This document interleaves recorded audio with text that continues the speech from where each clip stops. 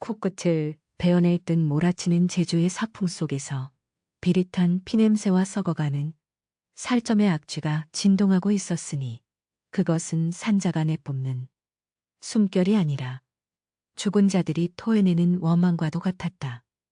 만덕은 거친 숨을 몰아쉬며 폭우의 돌바닥을 내딛고 있었는데 발치의 툭 채이는 무언가의 시선을 떨고자마자 소스라치게 놀라 뒷걸음질 칠 수밖에 없었으니 그것은 집단이 아니라 며칠 전까지만 해도 그녀의 객주에서 짐을 나르던 건장한 일꾼 칠성이의 싸늘한 시신이었던 것이다.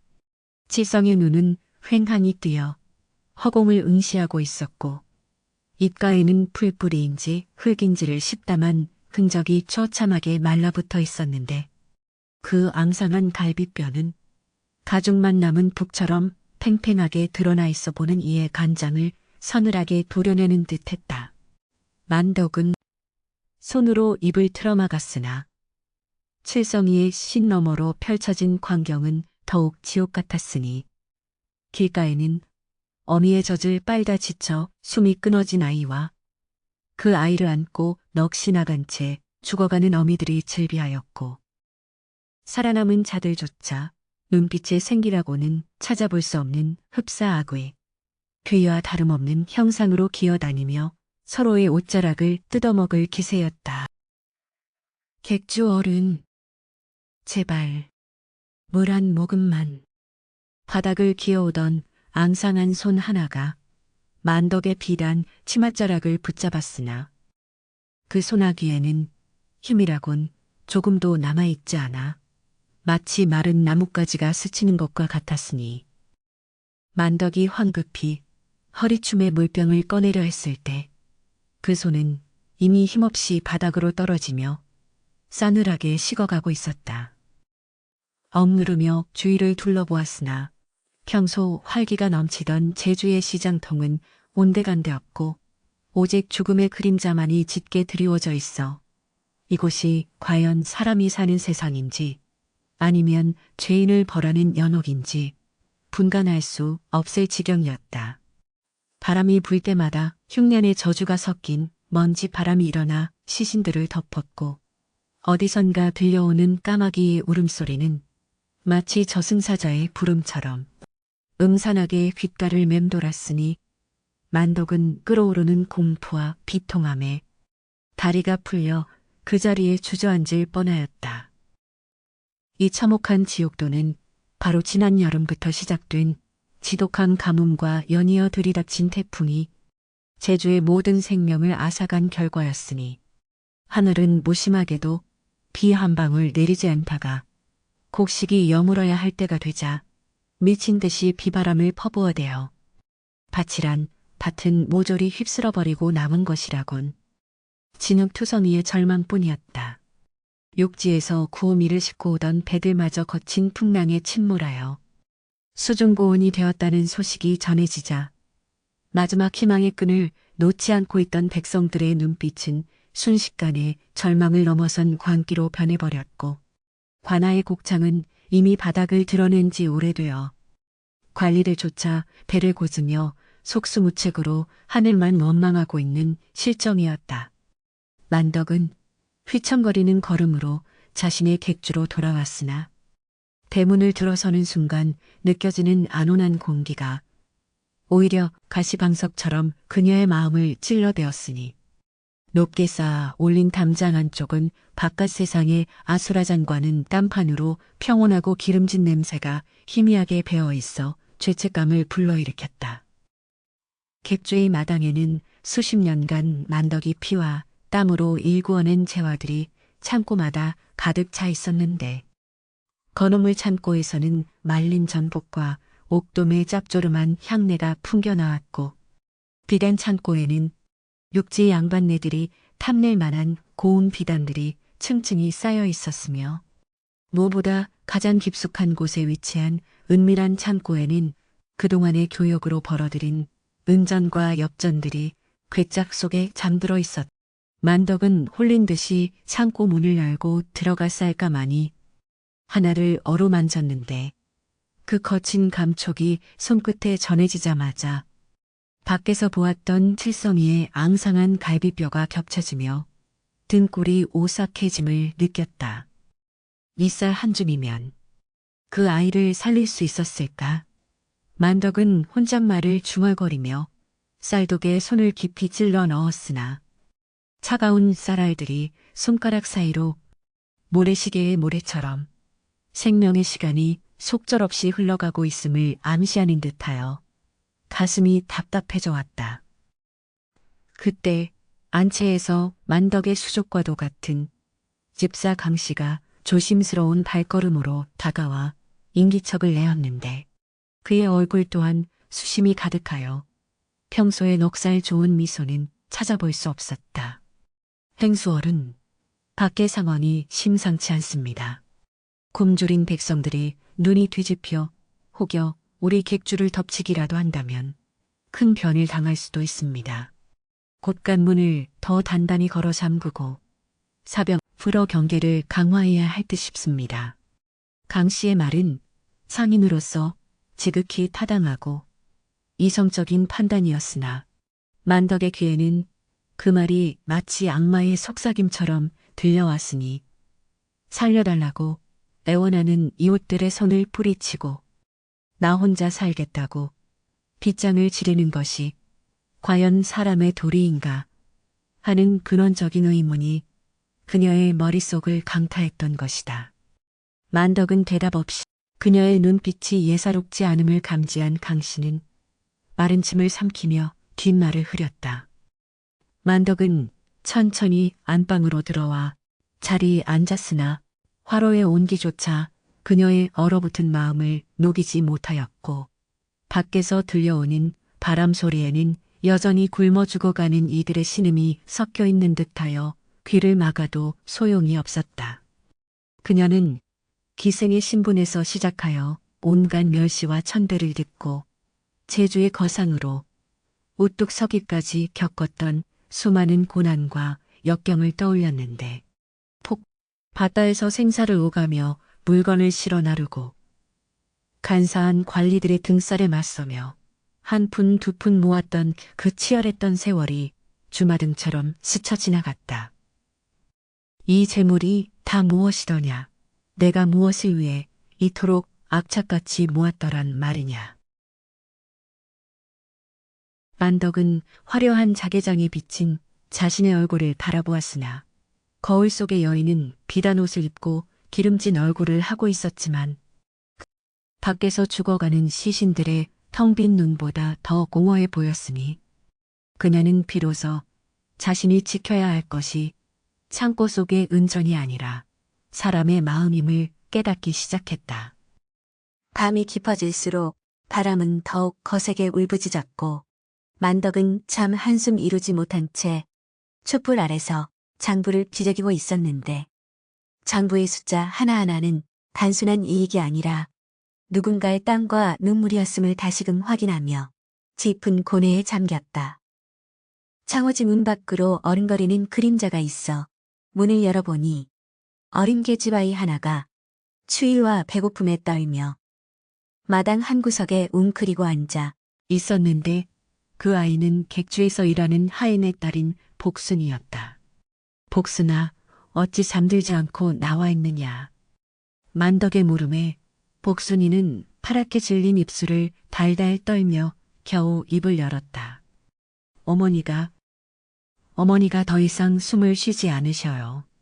배가 너무 고프다고 우시더니 이제는 불러도 대답이 없으셔요. 그 말을 듣는 순간 만덕의 가슴속에서 무언가가 툭하고 끊어지는 소리가 들렸으니 그것은 이기심의 빗장이 부서지는 소리이자 동시에 거대한 자비심의 댐이 무너져 내리는 소리였다. 만덕은 신발도 제대로 신지 않은 채 복순이를 안고 하인들의 거처로 달려갔으나 싸늘한 냉기만이 감도는 방 안에는 이미 싸늘하게 식어버린 복순이 어미의 시신만이 덩그러니 놓여 있었고 그 곁에는 끓여 먹을 것이 없어 흙을 파서 담아놓은 뚝배기가 엎어져 있어 보는 이의 가슴을 미어지게 만들었다. 만덕은 죽은 어미의 감지 못한 눈을 쓸어내리며 뜨거운 눈물을 쏟아내었고 자신의 창고에 쌀이 썩어나가고 있음에도 지척에 있는 사람조차 살리지 못했다는 죄책감이 비수처럼 심장을 찔러대어 숨조차 쉬기 힘들 지경이었다. 그녀는 그 자리에서 복순이 어미의 손을 잡고 맹세하였으니 더 이상 내 눈앞에서 굶주림으로 죽어가는 이를 보지 않으리라는 결연한 의지가 불꽃처럼 타오르기 시작했다. 동이 트기 전 만덕은 객주의 모든 일꾼과 집사들을 마당으로 불러 모았는데 밤새 한숨도 자지 못한 그녀의 눈은 붉게 충혈되었었으나 그 어느 때보다 현영한 빛을 발하고 있어 아무도 감히 입을 열지 못하였다. 새벽의 푸르스름한 어둠 속에서 만덕의 목소리가 쩌렁쩌렁하게 울려 퍼졌다. 지금 당장 창고를 열어라. 쌀 창고는 물론이거니와 비단 창고 건어물. 창고, 자파 창고까지 모조리 열어젖혀라. 강씨가 기겁하며 만류하려 했다. 행수어른, 그것들을 다 내어주면 우리는 빈털터리가 됩니다. 이 흉년이 언제 끝날지도 모르는데 어찌 감당하시려고. 그러나 만덕의 일갈이 그의 말을 가로막았다. 사람이 죽어나가는데 재물이 무슨 소용이란 말이냐. 재물은 쓰라고 모은 것이지 썩혀서 귀신이 되라고. 아니다. 내 말이 들리지 않느냐. 당장 창고를 열라. 만덕의 후렴이 일꾼들은 떨리는 손으로 창고의 자물쇠를 부수듯 열어젖혔고 굳게 닫혀있던 문이 열리자 갇혀있던 곡식 냄새가 새벽 공기 속으로 확산되어 나갔다. 만덕은 다시금 강씨에게 지시를 내려는데 그 목소리에는 한치의 망설임도 없는 비장함이 서려 있었다. 너는 지금 당장 가장 빠른 배를 수배하여 육지로 나가거라. 내 전 재산을 털어 터이니 가서 쌀 500석. 아니 구할 수 있는 모든 쌀을 사오너라. 한시가 급하다. 만약 쌀을 구하지 못하면 돌아올 생각도 하지 말라. 강씨는 만덕의 섯을 퍼런 기세에 압도되어 엎드려 명을 받들었고 만덕은 안방으로 들어가 평생을 모아온 금비녀와 옷가락지, 심지어는 어머니의 유품인 은장도까지 꺼내어 보침에 쓸어 담았다. 이 소식은 삽시간에 바람을 타고 제주 전역으로 퍼져나갔으니 발급을곤 죽음의 문턱에서 신음하던 백성들은 믿기지 않는 소식에 귀를 의심하면서도 하나둘씩 만덕의 객주 앞으로 모여들기 시작했다. 대문 밖에는 어느새 수백, 수천의 굶주린 백성들이 인산인해를 이루었으나 그들은 폭도가 되어 달려드는 대신 만덕이 베푸는 쌀 한 줌을 얻기 위해 질서정연하게 줄을 서서 흘리며 기다리고 있었다. 만덕은 직접 솥을 걸고 죽을 쏘아 나누어 주었는데 김이 모락모락 피어오르는 죽 한 그릇을 받아든 노인이 떨리는 손으로 만덕의 옷자락을 붙잡고 통곡하자 만덕 또한 노인의 거친 손을 맞잡고 함께 흐느꼈다. 그러나 이것은 시작에 불과했으니 육지까지의 험난한 바닷길과 탐욕스러운 관리들의 방해 공작이 시시각각 그녀의 목을 조여올 것임은 불을 보듯 뻔한 일이었다. 허나 만덕은 이미 돌아올 수 없는 강을 건넜고 그녀의 등 뒤에는 생명을 갈구하는 수만 명의 눈빛이 등불처럼 타오르고 있었기에 그녀는 굳게 다문 입술로 먼 바다를 응시하며 다가올 폭풍우를 정면으로 마주하고 서 있었다. 만덕이 전 재산을 털어 육지로 쌀을 구하러 간다는 소문은 굶주린 제주 땅에 들불처럼 번져나갔으나 그 불길이 모든 이에게 희망의 등불이 된 것은 아니었으니 그 중에는 그 불길에 자신의 탐욕이 타버릴까 전전긍긍하는 무리도 분명 존재하였다. 제주 관아의 뒷방, 기름진 고기 냄새와 향락적인 술 냄새가 진동하는 그곳에서는 백성들의 고열을 빨아먹기로 악명 높은 호방과 서문시장의 거상 황대인이 마주 앉아 길길거리고 있었는데 그들의 얼굴에는 밖에서 죽어가는 이들에 대한 연민이라고는 눈 씻고 찾아볼 수 없었다. 허허, 그 계집이 미쳐도 단단히 미친 게지. 천냥이라니.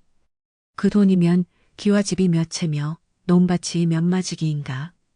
고작 굶어 죽어가는 것들 입에 풀칠해 주겠다고 그 거금을 바다에 뿌리다니. 제정신이. 아니고서야 어찌 그런 짓을 벌인단 말인가. 황대인이 비릿한 웃음을 흘리며 술잔을 기울이자 호방 역시 맞장구를 치며 거들었다. 그러게 말일세. 그년이 객주 노릇을 하며 꽤나 돈을 모았다더니 이제는 벼슬자리라도 하나 사고 싶은 모양이지. 위선도 정도가 있어야지. 감히 나라님도 구하지 못한 백성을 지가 구하겠다고 나서 이는 필시 조정을 선동하려는 수작이 분명하네. 황대인은 탁자를 내리치며 눈을 번들거렸는데 그의 눈빛에는 만덕에 대한 질투와 자신의 이익이 침해당할지도 모른다는 불안감이 뒤섞여 독사처럼 일렁이고 있었다. 호방 영감, 우리가 가만히 있을 수는 없지 않소? 만약 만덕이 그년이 정말로 육지에서 쌀을 잔뜩 실어와 헐값에 풀어버린다면 내 창고에 쟁여둔 쌀값은 똥값이 될 것이 뻔하오. 지금 한 양을 받아도 모자랄 판에 그년 때문에 내 장사를 망칠 수는 없소이다. 호방은 음흉한 미소를 지으며 수염을 쓰다듬었다. 걱정 말게나. 지금 바닷골을 보게. 저리도 사나운 파도가 치는데 배가 무사히 돌아올리 만무하지 않은가? 게다가 육지 상인들이라고 호락호락 쌀을 내주겠나. 내 이미 육지 쪽 거강꾼들에게 전가를 모아두었네.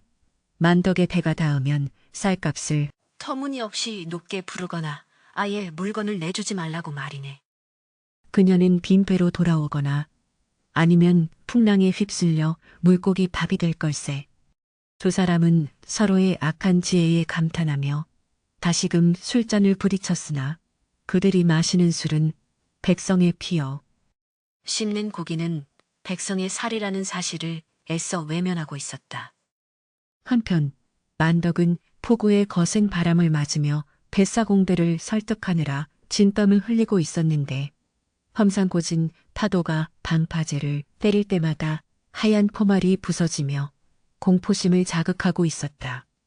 뱃사공 우두머리 늙은 선장은 고개를 절레절레 흔들며 만덕의 옷자락을 뿌리쳤다. 객주얼은 아무리 돈을 많이 준다 해도 목숨과는 바꿀 수 없습니다요. 보시다시피 저 바다는 지금 날뛰고 있어요. 이 날씨에 배를 띄우는 건 저승길로 가는 지름길이나 다름없단 말입니다. 선장의 말에 다른 뱃사람들도 겁에 질린 표정으로 동조하며 웅성거렸는데 그들의 눈에는 만덕이 그저 돈으로 사람 목숨을 사려는 무모한 장사치로 비칠 뿐이었다. 만덕은 입술을 깨물며 그들 앞에 무릎을 꿇었는데 천하의 거상 김만덕이 뱃놈들 앞에 무릎을 꿇어 주위가 일순간 정적에 휩싸였다. 선장님, 그리고 여러분, 내 목숨 하나 부지하자고 여러분을 사지로 내몰려는 것이 아닙니다. 지금 내 등 뒤를 보시오. 저기 줄지어 서 있는 아이들과 노인들이 보이시오. 저들은 내일 아침이면 절반이 시체가 되어 나갈 목숨들입니다. 육지에 가서 쌀을 구해오지 못하면 우리는 굶어 죽으나 파도에 휩쓸려 죽으나 매한가지입니다. 만덕의 목소리는 떨리고 있었으나 그 울림은 파도 소리보다 더 깊고 묵직하게 사람들의 가슴을 파고들었다. 내 전 재산을 털어 쌀을 사오라고 했소.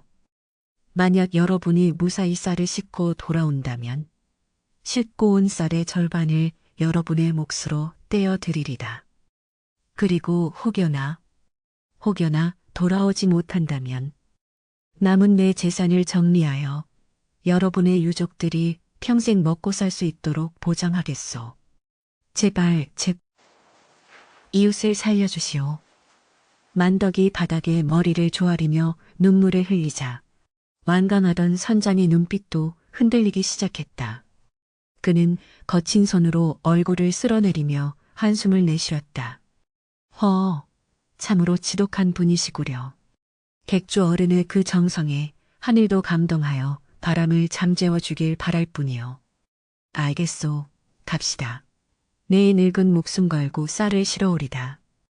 마침내 만덕의 배가 닻을 올리고 출항 준비를 서두르자 포구에는 묘한 긴장감이 감돌기 시작했는데 이는 단순히 배 한 척이 떠나는 것이 아니라 제주 백성들의 마지막 희망이 저 거친 바다 위로 던져지는 순간이었기 때문이다. 만덕은 직접 엽전 꾸러미와 은괴가 담긴 괴짝을 배에 실으며 뱃사람들의 손을 일일이 잡고 격려하였는데 그녀의 손은 얼음장처럼 그 마음만은 용광로처럼 뜨거웠다. 부디 살아서 돌아오시오. 쌀은 덜 가져와도 좋으니 사람만은 꼭 살아서 돌아와야 하오. 그녀의 간절한 당부에 뱃사람들은 비장한 표정으로 고개를 끄덕이며 밧줄을 풀었다. 배가 서서히 항구를 빠져나가 거친 파도 속으로 들어서자 만덕은 방파제 끝까지 달려나가 치마가 젖는 줄도 모르고 손을 흔들었다. 배는 거대한 파도에 휘청거리며 위태롭게 나아갔고 이내 검풀은 수평선 너머로 점이 되어 사라질 때까지 그녀는 자리를 뜨지 못했다. 배가 떠난 후 제주는 더욱 끔찍한 기근의 고통 속으로 빠져들었는데 쌀독은 이미 바닥을 드러낸 지 오래였고 이제는 끓여먹을 풀뿌리조차 구하기 힘든 지경에 이르렀다. 만덕은 객주 문을 활짝 열어놓고 남아있는 곡식을 모조리 털어 죽을 쑤었으나 몰려드는 사람들의 숫자는 날이 갈수록 늘어나 감당하기 어려울 정도였다. 어르신, 조금만 더 기다리세요. 배가 오고 있습니다. 며칠만 더 버티시면 됩니다. 만덕은 죽 한 그릇을 받아들고 손을 떠는 노인의 손을 잡으며 위로하였으나 그녀 자신의 속도 새카맣게 타들어가고 있었다. 육지로 떠난 배는 열흘이 지나도록 소식이 없었고 흉흉한 소문만이 안개처럼 피어올라 사람들의 마음을 갉아먹었다. 배가 침몰했다더라. 육지놈들이 쌀을 안 판다더라. 돈만 챙겨서 도망칠 궁리를 한다더라. 악의적인 뜬소문은 황대인과 호방이 풀어놓은 독버섯과도 같았으나 굶주림에 지친 사람들은 그 거짓말에 쉽게 현혹되어 만덕을 원망하는 눈빛을 보내기도 하였다. 그러던 어느 날 밤 억수 같은 비가 쏟아지는 가운데 객주의 대문을 두드리는 다급한 소리가 들려왔다. 만덕이 급히 나가 문을 열자 그곳에는 황대인이 보낸 번장한 왈패들이 몽둥이를 들고 서 있었다. 객주년 나오라 그래. 내년이 퍼뜨린 헛소문 때문에 쌀값이 똥값이 될까봐 우리 대인께서 심기가 불편하시다. 썩어 빠진 죽이나 쑤어주면서 생색내지 말고 당장 솥단지를 엎어라. 왈패들은 만덕을 밀치고 마당에 걸린 가마솥을 발로 차 엎어버렸는데 뜨거운 죽이 진흙탕 바닥에 쏟아지자 그것을 주워 먹으려 달려드는 굶주린 아이들의 모습은 차마 눈 뜨고 볼 수 없는 지옥도 그 자체였다. 만덕은 흙탕물에 나뒹구는 아이를 감싸 안으며 왈패들을 향해 소리쳤다. 네 이놈들, 천벌이 두렵지 않으냐. 사람이 굶어 타령이나 하고 있다니 너희가 짐승과 다를 게 무엇이냐. 그녀의 서슬 벌언 일갈의 왈패들도 잠시 주춤하였으나 이내 비웃음을 흘리며 객주의 기물들을 때려 부수기 시작했다. 그때였다. 어둠 속에서 묵직한 목소리가 들려오더니 관아의 포졸들이 들이닥쳤다. 멈추어라. 감히 객주에서 난동을 부리는 자가 누구냐. 뜻밖에도 그들은 황대인의 사주를 받은 자들이 아님 제주 목사의 명을 받고 온 술라군들이었다. 제주 목사는 비록 무능하여 9.11을 제때 확보하지는 못하였으나 만덕의 선행을 익히 들어 알고 있었고 그녀가 소식에 은밀히 군조를 보낸 것이었다. 말태들이 혼비백산하여 달아나자 만덕은 그제야 긴장이 풀린 듯 자리에 주저앉았으나 그녀의 시선은 깨진 솥단지가 아니라 쏟아진 죽을 핥고 있는 아이들에게 고정되어 있었다. 그녀는 흙투성이가 된 옷매무새를 고칠 생각도 하지 않은 채 맨손으로 바닥에 쏟아진 죽을 다시 쓸어 담으려 애썼다. 미안하다. 미안하다. 얘들아, 내가 힘이 없어서 내가 죄인이다. 빗물과 눈물이 뒤섞여 그녀의 얼굴을 타고 흘러내렸고 그 모습을 지켜보던 사람들은 아무 말도 하지 못한 채 함께 흐느낄 뿐이었다. 그날 밤 만덕은 잠들지 못하고 정화수 한 그릇을 떠놓고 장독대에 올랐다. 비는 그쳤으나 하늘에는 먹구름이 가득하여 별빛 한 점 보이지 않았다. 그녀는 무릎을 꿇고 두 손을 모아 하늘에 빌었다. 비옵니다. 천지신명님께 비옵니다. 제 목숨은 거두어 가셔도 좋으니 부디 저 배만은 무사히 돌아오게 해주옵소서. 저 쌀은 제 것이 아니라 이 땅에 죽어가는 생명들의 피와 살입니다. 제발, 제발 굽어 살펴 주옵소서. 밤새도록 이어진 그녀의 기도는 새벽닭이 울 때까지 멈추지 않았고 차가운 새벽 이슬이 그녀의 머리카락을 적실 무렵 멀리 수평선 끝에서 희미한 빛이 번뜩이는 것을 본 듯하였다. 그것은 헛것이었을까?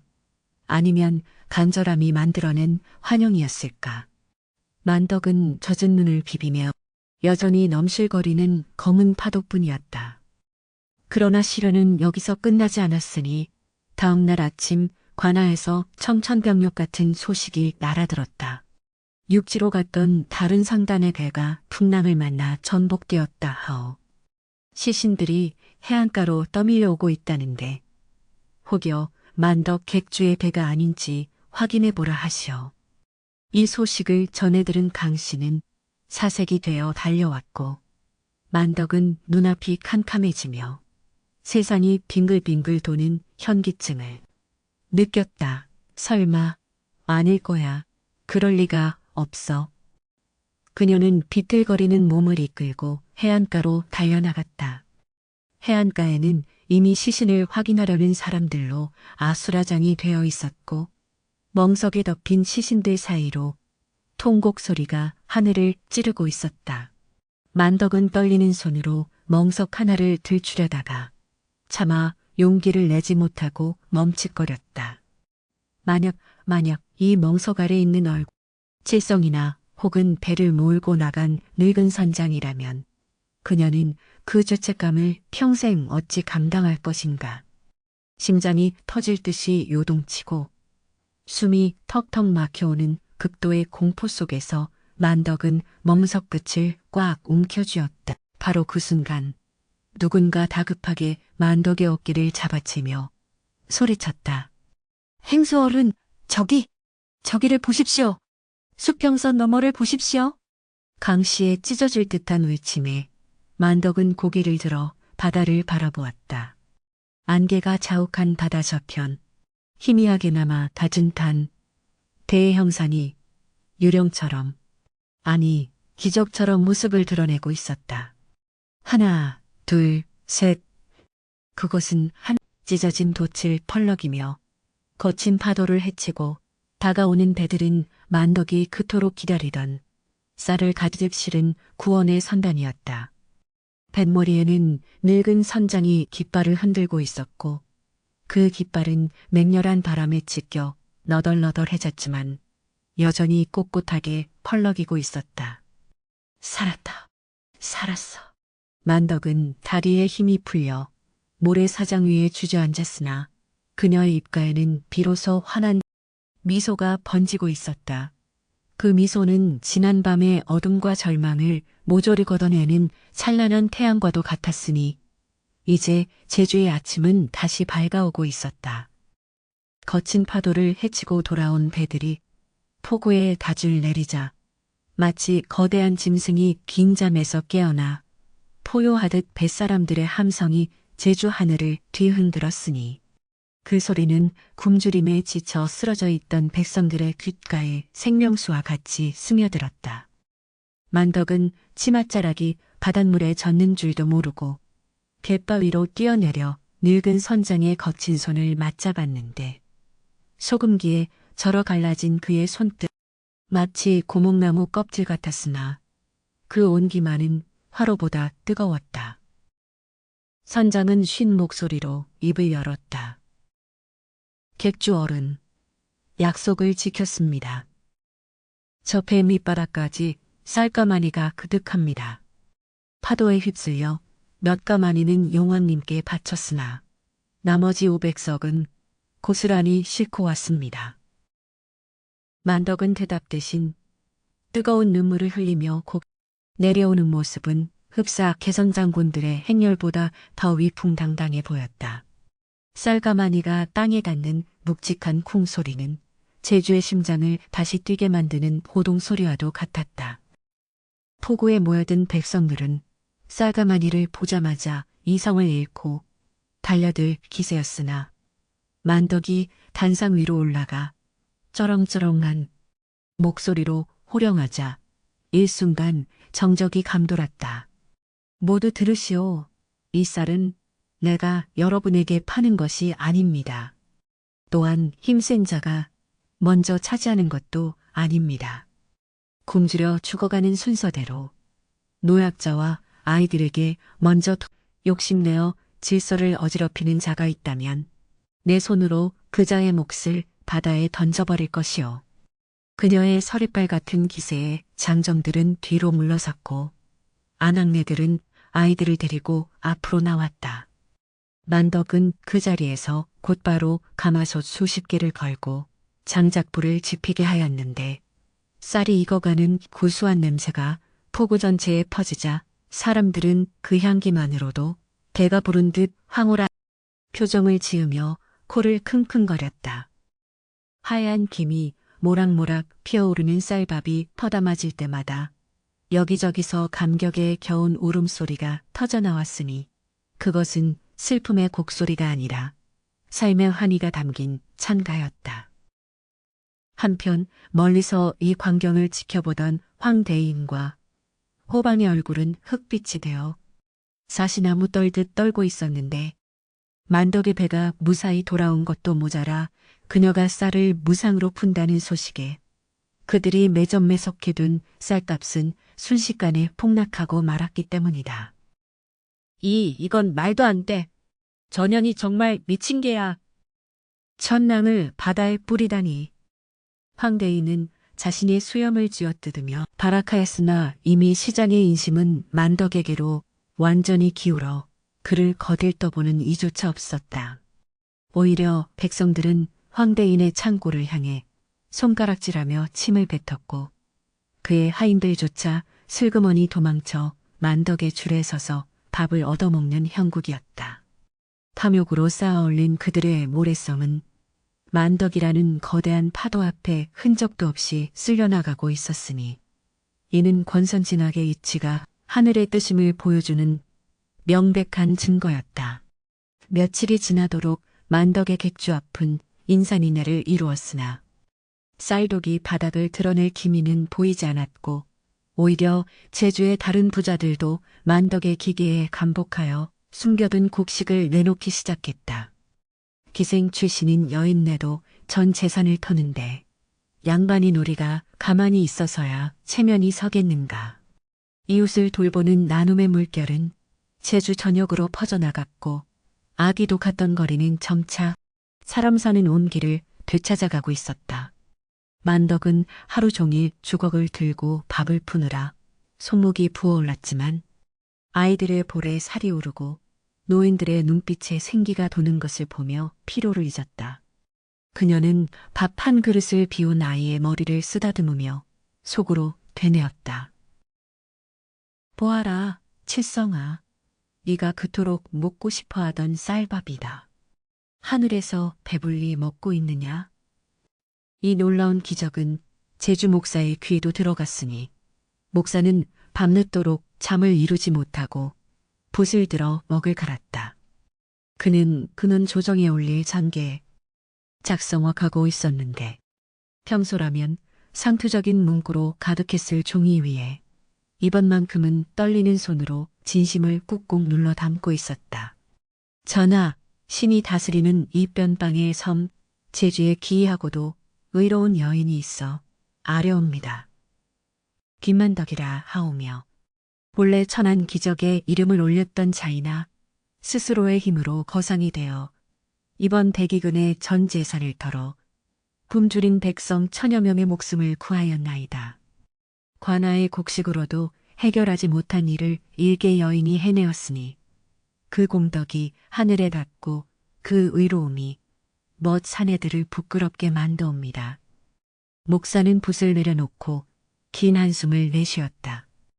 조정의 대신들이 이 장계를 믿어줄지 아니면 일개 상인의 치기로 치부할지 알 수 없었으나 그는 만덕의 공로를 역사에 남기지 않고서는 견딜 수 없는 부채감을 느꼈던 것이다. 한 달 후 한양의 궁궐 깊숙한 편전에서는 정조대왕이 제주에서 올라온 장계를 읽어 내려가고 있었다. 영상에 앉은 정조의 미간이 꿈틀거렸고 낭독이 끝나자마자 그는 무릎을 탁 치며 탄성을 내질렀다. 과인이 듣기로 제주는 척박하여 여자들이 억척스럽다고는 하나 이토록 대담하고 의로운 여장부가 있을 줄은 몰랐구나. 천맹이라니 사내대장부라도 흉내내기 힘든 결단이로다. 좌우의 도열한 대신들은 웅성거렸는데 개중에는 천안 출신의 여인에게 상을 내리는 것은 법도에 어긋납니다. 라며 반대하는 자도 있었으나 정조의 눈빛은 그 어느 때보다 확고하게 빛나고 있었다. 법도라 하였느냐. 백성이 굶어 죽는데 법도가 밥을 먹여주더냐. 이 여인은 짐이 하지 못한 일을 대신해 주었다. 짐은 이 여인을 직접 보고 치하하고 싶으니 당장 제주 목사에게 타발을 띄워 만덕을 한양으로 올려보내라. 명하라. 명하라. 왕의 명령은 바람보다 빠르게 제주에 당도하였고 관아의 포졸들이 만덕의 객주로 들이닥쳤을 때 월퇴하여 만덕은 여전히 앞치마를 두른 채 쌀을 씻고 있었다. 어명이다. 김만덕은 어명을 받들라. 포졸의 외침에 만덕은 얼떨떨한 표정으로 마당에 엎드렸고 제주 목사가 직접 나와 왕의 교주를 낭독하였다. 의녀. 김만덕 전하께서 너를 친히 보고자 하시니 채비를 갖추어 상경하라. 만덕은 귀를 의심했다. 평생 섬 밖으로 한 발자국도 나가본 적 없는 자신이 그것도 국법으로 제주 여인의 출육 가리극 투링을 외국 경하일래 그 지린 상황에서 임금님의 부름을 받고 한양으로 간다니 꿈에서조차 상상하지 못한 일이었다. 주위의 사람들은 경사났네, 경사났어 하며 두려움과 설렘으로 쿵쿵거렸다. 내가 과연 용안을 배울 자격이 있는가. 출행 준비는 일사천리로 진행되었으나 만덕의 마음 한구석에는 해결되지 않은 응어리가 남아있었다. 그녀는 떠나기 전날 밤 쌀이 가득 찬 창고 문을 열고 들어가 홀로 앉았다. 텅 비어있던 창고가 다시 채워졌지만 그녀의 마음은 재물로 채워진 것이 아니라 사람들의 정으로 채워져 있었다. 그때 강 씨가 조심스럽게 들어와 보따리 하나를 내밀었다. 행수어른, 한양 가시는 길에 입으실 비단옷입니다. 임금님을 뵙는데 낡은 무명옷을 입고 가실 수는 없지 않습니까? 만덕은 고개를 저으며 보따리를 밀어냈다. 아니다. 내가 비단옷을 입고 가면 임금께서 나를 부자 상인으로만 보실 것이다. 나는 내 손때 묻은 이 옷을 그대로 입고 갈 것이다. 이것이 땀 흘려 일하는 백성의 옷이요. 굶주린 이들과 함께 뒹굴 강씨는 만덕의 고집을 꺾을 수 없음을 알고 눈시울을 붉히며 물러났다. 마침내 배가 떠나는 날, 제조포구는 만덕을 배웅하러 나온 사람들로 발 디딜 틈이 없었다. 그들 중에는 만덕의 쌀을 먹고 살아난 아이들, 지팡이를 짚고 나온 노인들, 그리고 심지어는 만덕을 시기했던 황대인마저 먼 발치에서 부러움 섞인 눈으로 바라보고 있었다. 만덕이 뱃머리에 오르자 사람들은 만덕 할망, 부디 건강히 다녀오십시오. 우리는 만세를 외치며 손을 흔들었다. 배가 서서히 멀어지자 제주의 검은 돌담과 푸른 오름들이 한 폭의 그림처럼 시야에서 멀어져 갔고 만덕은 난생 처음 보는 드넓은 바다를 향해 가슴을 활짝 폈다. 파도가 뱃전을 때릴 때마다 그녀의 심장도 함께 뛰었고 저 멀리 수평선 너머에 있을 한양과 임금님 그리고 새로운 세상에 대한 기대감으로 빛나고 있었다. 항해는 순탄치 않았다. 남해의 거친 물살이 배를 삼킬 듯 덤벼 들었고 뱃멀미로 속이 뒤집히는 고통을 겪어야 했으나 만덕은 그때마다 제주에 두고 온 사람들의 얼굴을 떠올리며 이를 악물었다. 나는 혼자가 아니다. 제주의 모든 백성이 나와 함께 가고 있다. 며칠간의 항해 끝에 마침내 육지의 땅끝이 보이기 시작했고 번화한 나루터와 낯선 풍경들이 그 눈앞에 펼쳐졌다. 육지의 흙을 처음 밟는 순간 만덕은 다리에 힘이 풀려 주저앉을 뻔했으나 이내 고추서서 옷매무새를 다듬었다. 이제부터는 진짜 싸움이었다. 돈으로 쌀을 사는 싸움이 아니라 신분의 벽을 넘어 인간의 존엄을 증명해야 하는 보이지 않는 싸움이 그녀를 기다리고 있었던 것이다. 한양으로 향하는 길목마다 사람들은 제주에서 올라온 의녀를 보기 위해 구름처럼 몰려들었다. 저분이 바로 그 만덕인가. 전 양을 기부했다지. 간 생김새는 우리와 다를 바 없는데 어찌 그리 큰 마음을 품었을꼬. 사람들의 수군거림 속에서 만덕은 고개를 숙이지 않고 당당하게 걸음을 옮겼다. 그녀의 낡은 옷과 거친 손은 오히려 그녀를 훈장이 되어 사람들의 마음을 움직이고 있었다. 드디어 저 멀리 웅장한 도성의 성곽이 보이고 남대문의 거대한 미용이 그녀를 압도해 왔다. 만덕은 깊은 숨을 들이쉬며 성문 안으로 발을 내디뎠으니 이제 그녀의 앞에는 조선의 심장 궁궐이 기다리고 있었다. 그곳에서 그녀는 과연 어떤 운명을 마주하게 될 것인가. 창덕궁의 육중한 도나문이 삐걱거리는 굉음과 함께 서서히 열리자 그 너머로 펼쳐진 구중궁궐의 위용은 마치 1000개 텐제에 웅겨놓은 듯 압도적이었으니 평생 제주의 거친 현무암과 낮은 초가집만을 보며 살아온 만덕의 눈에는 그 광경이 현실이라기보다는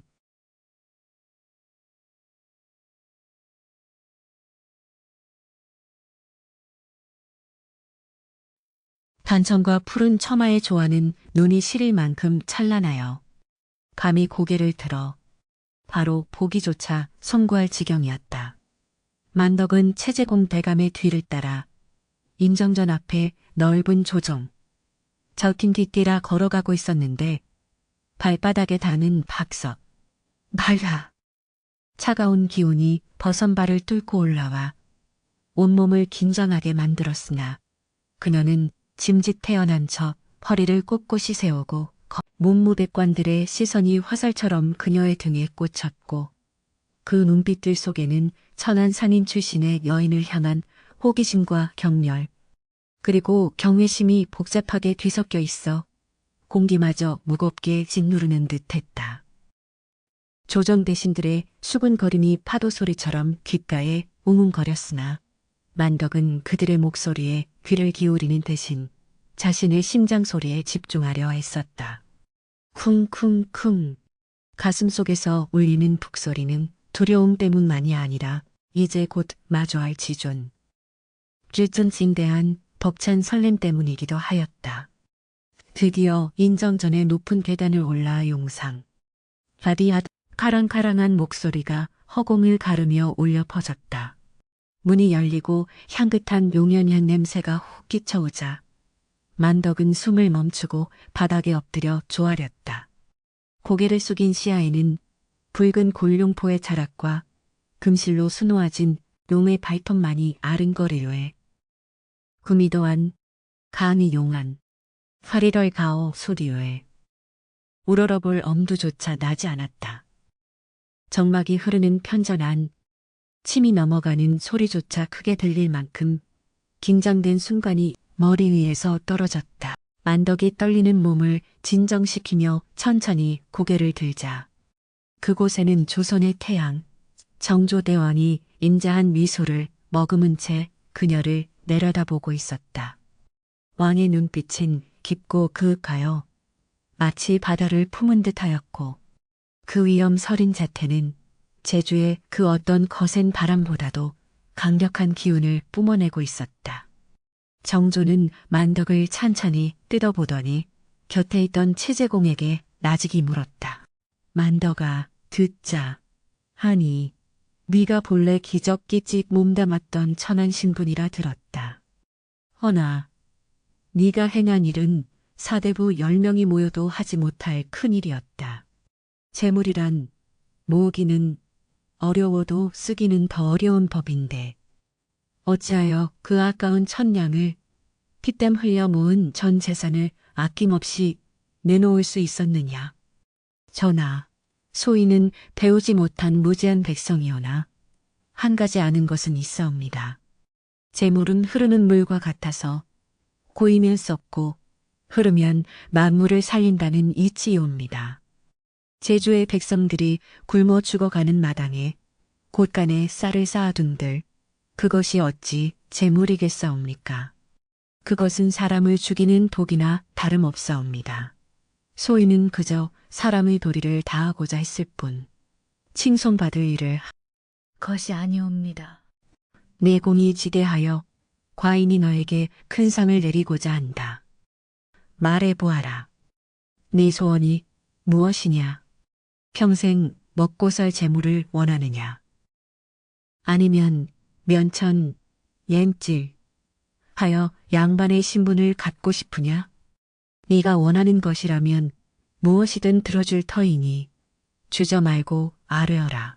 편전안의 모든 눈과 귀가 만덕의 입에 집중되었다. 대신들은 그녀가 당연히 큰 재물이나 신분 상승을 요구할 것이라 짐작하며 속으로 계산기를 두드리고 있었다. 쌀 1000냥을 바쳤으니 그에 상응하는 아니 그 이상의 보상을 바라는 것이 임지상정이라 여겼기 때문이다.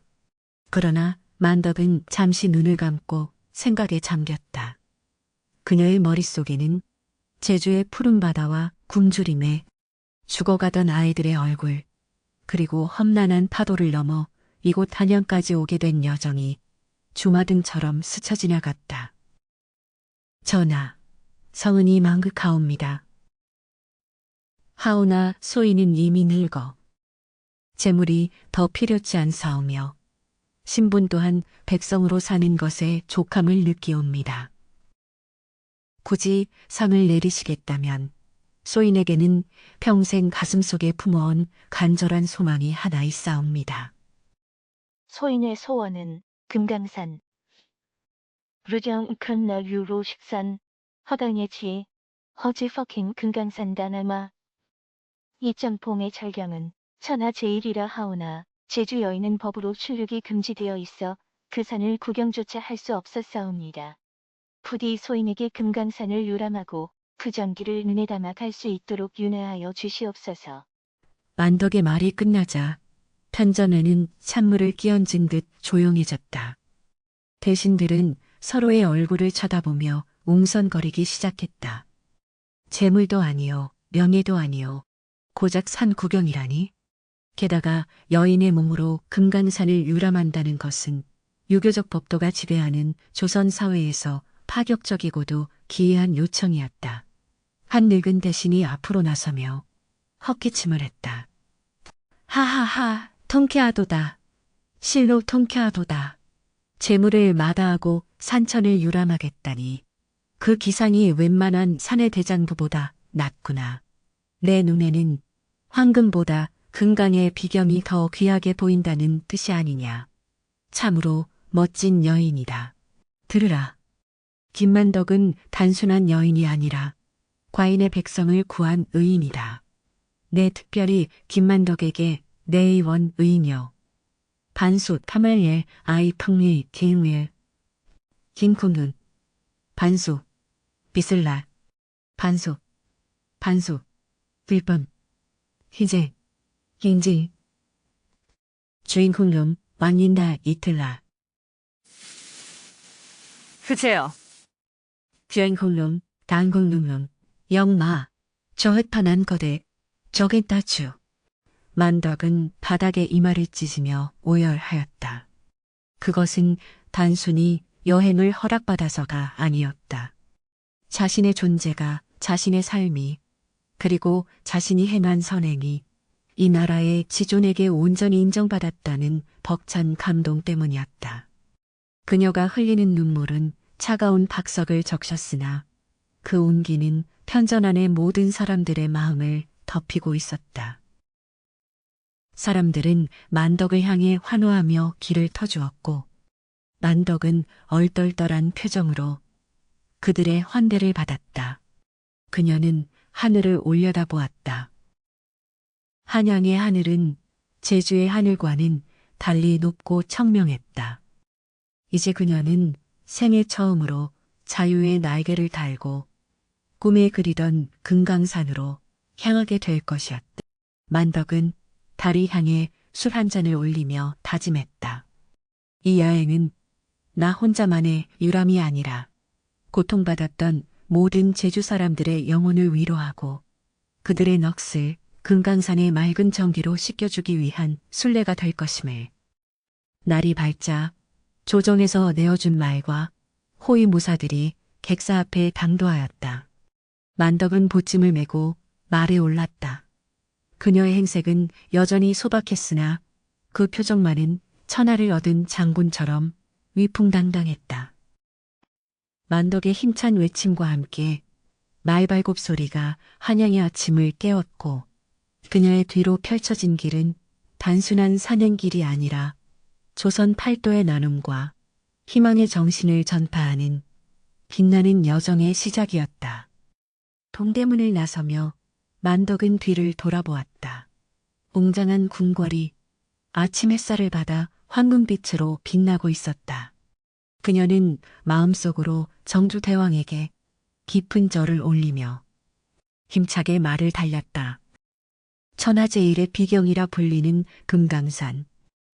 빼제이 구룡년. 무레오 아스부스부시보니. 구룡년 디치우부오. 옥빈 물줄기가 천지개벽을 알리는 내성병력과 같은 굉음을 토해내며 수직으로 낙하하고 있었으니 그 장엄한 기세는 마치 9마리의 용이 하늘로 승천하다가 다시 땅으로 곤두박질 치는 듯하여 보는 이의 혼을 쏙 빼놓기에 충분하였다.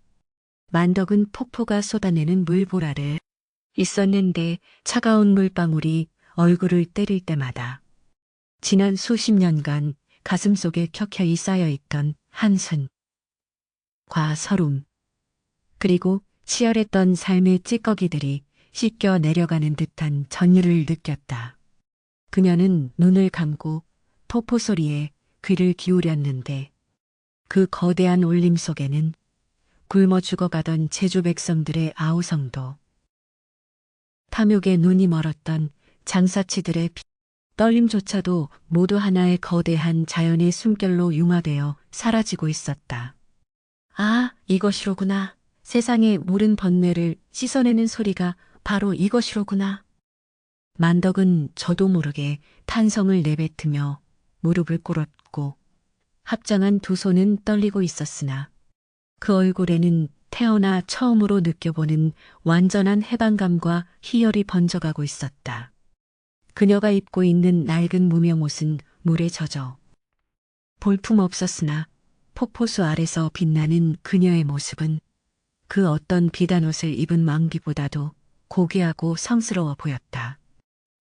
만덕은 가파른 비로봉 정상을 향해 발걸음을 옮겼는데 깎아지른 절벽과 기암괴석들이 마치 병풍처럼 둘러쳐진 산세는 인간이 감히 범접할 수 없는 신들의 영역처럼 느껴졌다.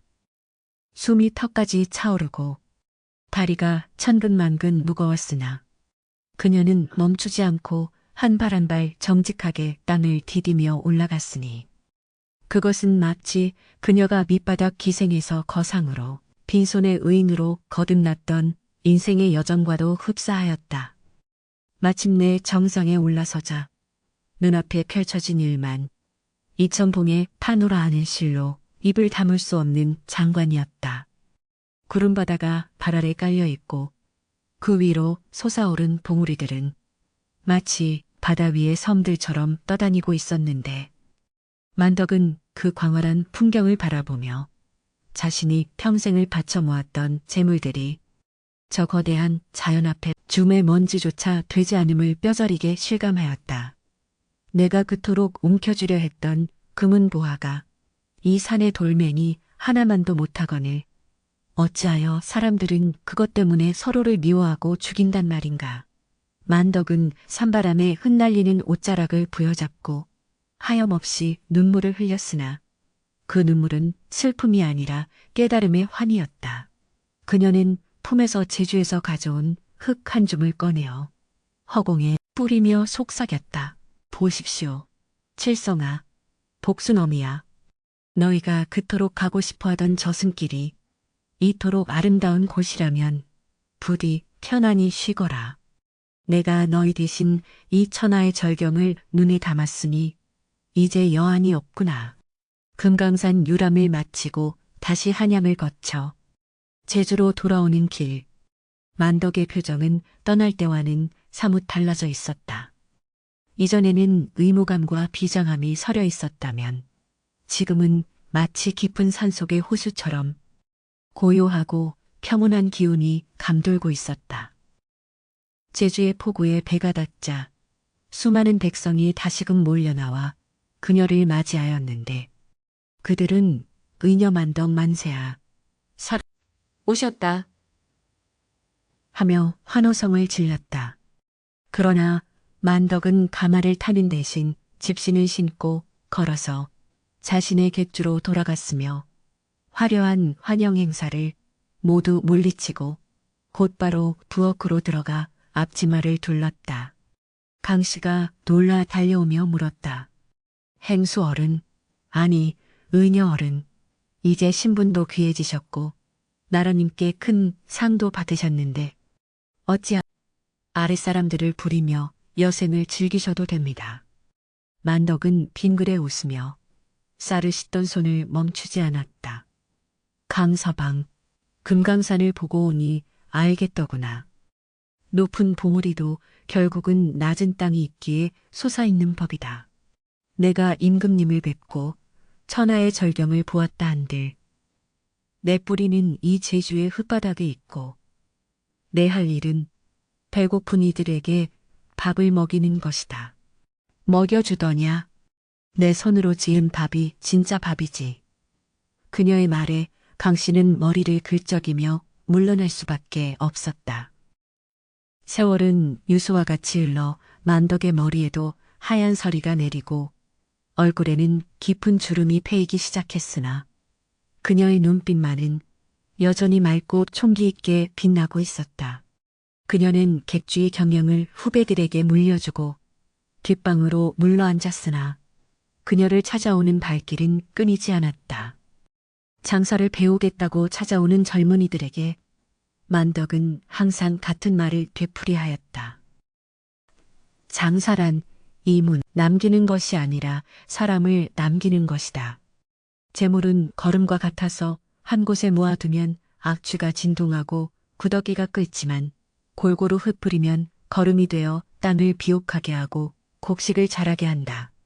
너희는 부디 썩은 거름을 끌어안고 사는 구두쇠가 되지 말고 세상이라는 밭에 거름을 뿌리는 농부가 되어라. 그녀의 가르침을 받은 상인들은 고개를 숙여 그 말을 가슴 깊이 새겼고 제주의 상도, 신덕 만덕의 정신을 이어받아 신우와 나눔을 으뜸으로 여기는 기풍이 자리 잡게 되었다. 어느 해 늦가을 제주의 바람이 유난히도 매섭게 불던 날 밤 만덕은 자신의 죽음이 임박했음을 직감하고 강씨와 양아들을 불러앉혔다. 병색이 완혈하여 숨을 쉬기조차 힘겨운 상태였으나 그녀는 힘을 짜내어 마지막 유언을 남겼다. 내가 죽거든 장례를 호화롭게 치르지 말라. 수의 큰 이발을 내가 평소에 그리고 내 남은 재산은? 만덕은 잠시 숨을 고르더니 떨리는 손으로 강씨의 손을 잡았다. 내 남은 재산은 모두 관아에 기탁하여 훗날 닥쳐올지도 모를 기근에 대비해 구일미로 쓰도록 하라. 또한 제주의 고아들과 의지할 곳 없는 노인들을 위해 거처를 마련해다오. 이것이 나의 마지막 부탁이다. 그녀의 손을 부여잡고 오열하였으나 만덕은 오히려 그들을 위로하듯 평온한 미소를 지었다. 울지 마라. 나는 참으로 행복한 장사꾼이었다. 세상에서 가장 값진 것을 샀으니 말이다. 사람의 마음을 샀으니 나는 남는 장사를 한 것이다. 만덕의 숨결이 잦아들자 방 안의 촛불이 바람에 흔들리더니 이내 꺼졌고 밖에서는 마치 그녀의 가는 길을 배웅하듯 밤바다의 파도 소리가 구슬프게 들려왔다. 향년 74세, 조선 팔도를 감동시키고 제주의 생명을 구했던 큰 별이 그렇게 조용히 졌으나 그녀의 임종을 지키는 것은 화려한 금관조 복이 아니라 그녀가 평생을 사랑했던 제주 사람들의 진심 어린 눈물이었다. 그녀의 부고, 가전에 지잘 제주 전역은 슬픔에 잠겼고 남녀노소를 불문하고 모든 백성이 상복을 입고 거리로 나와 그녀의 마지막 길을 배웅하였다. 상여가 나가는 날 하늘도 슬퍼하는지 보슬비가 내렸으나 사람들은 비를 맞으며 끝도 없이 이어진 만장 그냥 만장 기고를 들고 그녀의 뒤를 따랐다. 만덕 할망 편히 가십서 마십서. 사람들의 통곡 소리는 파도 소리를 덮었고 그 행렬은 제주의 오름을 넘어 바다가 내려다 보이는 양지 바른 언덕까지 이어졌다. 만덕이 떠난 후에도 그녀의 이야기는 전설이 되어 제주 사람들의 입에서 입으로 전해져 내려왔다. 흉년이 들 때마다 사람들은 만덕의 이야기를 하며 서로 쌀을 나누었고 어려운 이웃이 있으면 만덕 할머니 보고 계신다 하며 십시일반으로 도움의 손길을 내밀었다. 그녀의 묘소에는 사시사철 사람들의 발길이 끊이지 않았는데 누군가는 감귤을 누군가는 떡을 놓고 가며 소원을 빌었고 뱃사람들은 출항하기 전에 반드시 그녀의 묘를 향해 절을 올리며 무사한 영을 기원하였다. 제주 목사는 그녀의 공덕을 기르기 위해 은여 반수 김만덕, 홍해즙이 그라는 비석을 세웠으나 진정한 비석은 돌덩이가 아니라 제주 사람들의 가슴 속에 새겨진 나눔과 사랑의 정신이었다.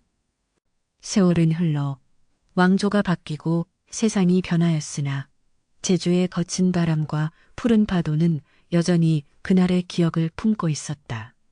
건입동 포구 언덕에 올라서면 지금도 만덕의 객주가 있던 자리가 내려다 보이고 그 너머로 끝없이 펼쳐진 수평선이 보인다. 해질녘 붉은 노을이 바다를 물들이면 마치 만덕이 붉은 치마를 입고 춤을 추는 듯한 환영이 어른거리고 귓가를 스치는 바람소리에는 배고픈 이는 없는가, 아픈 이는 없는가 하고 묻는 그녀의 다정한 목소리가 섞여 있는 듯하다. 진정한 불안 창고에 쌓인 곡식이 아니라 타인을 위해 내어줄 수 있는 용기임을, 그리고 한 사람의 선한 의지가 세상을 얼마나 아름답게 바꿀 수 있는지를 그녀의 삶은 웅변하고 있다. 김만덕, 그녀는 단순한 거상이 아니었다.